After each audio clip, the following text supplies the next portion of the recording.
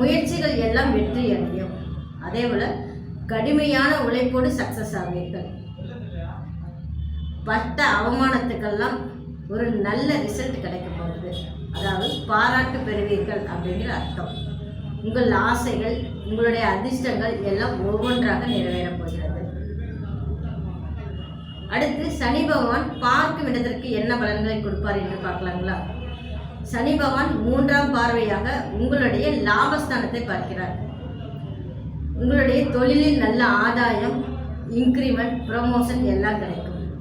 அதே போல் பிஸ்னஸில் நல்ல வருமானத்தை ஏற்படுத்தி கொடுப்பார். அதுக்கு கடுமையான முயற்சிகளையும் கொடுத்து விடுவார். தன்னம்பிக்கையோடு செயல்படுவீர்கள். அடுத்து உங்களுடைய 3ஆம் இடத்தை, அதாவது சகாயஸ்தானத்தை சனி பகவான் 7ஆம் பார்வையாக பார்க்கிறார். அப்போ உங்களுக்கு நல்ல முயற்சியை கொடுப்பார்.